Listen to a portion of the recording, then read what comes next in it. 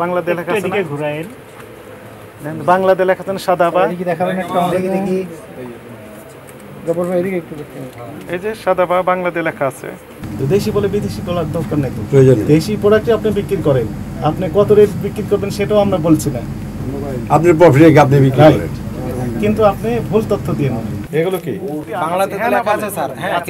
কিন্তু ওখানে তো স্যার ওই যে হিন্দিতেও লেখা আছে স্যার এটা তো স্যার ইন্টারন্যাশনাল হ্যাঁ না লেখা আছে ইংলিশে লেখা আছে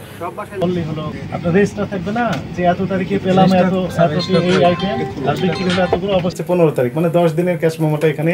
শুধু আছে আর আগেকার কোনো ক্যাশ মেমো একটিও নেই আপনি বললেন আছে এখানে 4-5টা আছে বললেন না 2-3 মাসের আছে বললেন না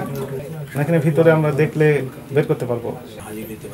মানে তৈরি করে নিয়ে আপনি তৈরি না স্যার যেটা অরিজিনাল আমি কপি অরিজিনাল তৈরি করবেন এখন না অরিজিনাল তৈরি করব কিন্তু যেটা লিগ্যাল ওইটা না এখন যা আছে সেগুলো দেখতে চাই তারিখ লেখেন নি তো আপনি এই যে 2-1টা লিখেছেন কিন্তু আপনার এখানে 20 জনের নাম লেখা আছে থাকে স্যার কিন্তু কন্টিনিউ হ্যাঁ এগুলো কি এগুলো স্যার বেল নাম্বার বেল পাঠায় না যে বেল নাম্বার তার মধ্যে দিয়েছে তো অনেক দিয়েছে কিন্তু আপনার কাছে কোনো তথ্য রাখেননি তো 2024 সালে একটা কাগজ শুধু দেখিয়েছে কয়টি একটি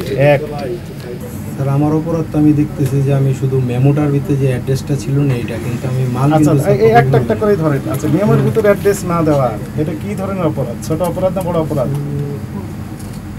এটা অপরাধী কি জন্য জাননি আপনার উদ্দেশ্য সৎ না অসৎ স্যার এখন তো আস্তে আস্তে অসৎ কিন্তু স্যার আমার বলছিলাম যে আমি প্রিন্ট করতে পারি কোথা থেকে প্রিন্ট করেছেন সেই তথ্য উনি দিচ্ছেন না